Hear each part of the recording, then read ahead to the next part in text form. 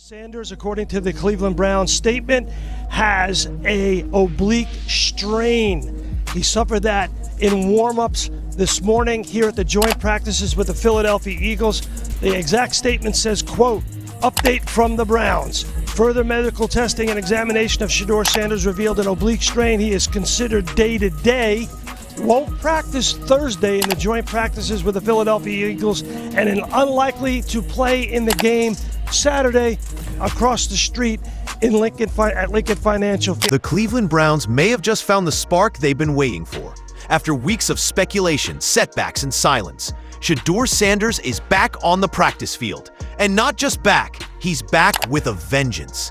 Every move, every throw, every snap he took in practice told a story. A story of resilience, hunger, and a young quarterback who refuses to let injury or doubt define him.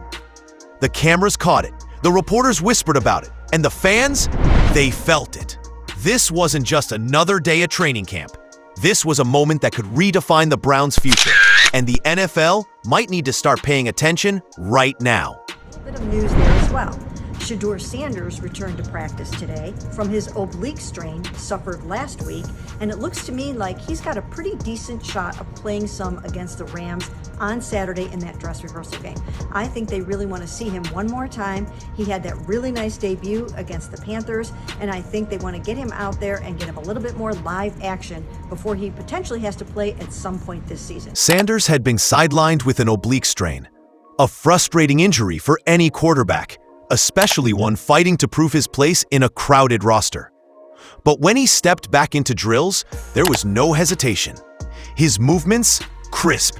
His decisions, instant. And his throws, pure fire. Reporters described his touchdown pass as flawless, and that wasn't an exaggeration. It was a statement.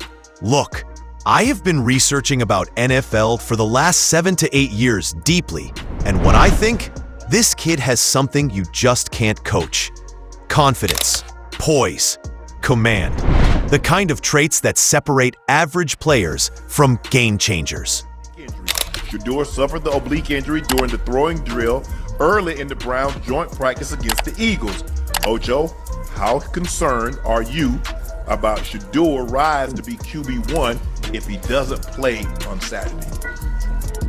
I'm not concerned at all. I'm not concerned at all. For one, he's not going to be quarterback one. We know Joe Flacco is going to be the starting quarterback week 1 against the Bengals when they do play. So I'm really not worried about that. I really don't have any concern because now, come Saturday when they do play, if I'm not mistaken, Dylan Gabriel, and I'm not sure if Kenny Pickett is playing, now they get an opportunity to show, what they can do. We've seen the small sample size of Shedeur Sanders with the ones. But here's where the story gets interesting. While Sanders is putting on a show in practice, the coaching staff, led by Kevin Stefanski, remains cautious.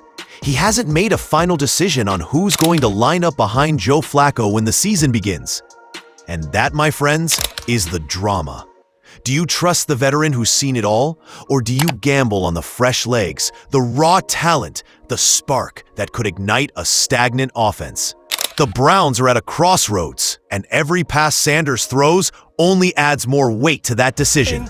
Out on the practice field at Novacare, we watched Shedeur Sanders warm up. He had every intention of going out there and joining the quarterbacks of the Cleveland Browns to practice, joint practice with the Philadelphia Eagles. Then he went over to Kevin Stefanski, the head coach, who told me after practice that Sanders complained of soreness or tightness in his oblique, and Stefanski pulled him out. He wanted him to practice against the Eagles. So after practice, I got a chance to talk to 40-year-old Joe Flacco, who's right now #1 on the depth chart, about how Shedeur Sanders is handling the ups and downs of being injured, not being able to practice, starring in a role against the Panthers. Coach Stefanski, though, isn't rushing.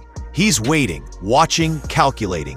He knows this decision could define not just this season, but his own coaching legacy. The Browns have struggled for decades to lock in a true franchise quarterback, and every misstep feels like a haunting reminder of past failures. Flacco represents safety, experience, a steady hand. Sanders, he represents risk, but also explosive potential. And in football, sometimes the riskiest move is the one you don't make. The upcoming preseason game against the Rams may very well be Sanders' audition, his chance to prove that the Browns' future belongs in his hands. I'll tell you this. Now, he took too many sacks, and I'll put that on him. I'll put that on him in the system. He's got to be better. But he's deadly accurate. He's got great touch. And when you watch him in that first preseason game, the thing that I loved, and I mean loved, is his ability to slide and his movement skills in the pocket and still being able to create. Inside the Browns camp, the debate is intensifying. Players whisper about Sanders' energy in the locker room. Coaches analyze every throw, every read. And the fans, they're divided. Some want the veteran experience of Flacco guiding them through the chaos of the season, while others are ready to embrace the new face of the franchise. This is more than just a quarterback controversy. It's a cultural battle for what the Browns want to become. Do they cling to the past, or do they dare to build the future? One thing is certain: Sanders has made himself impossible to ignore.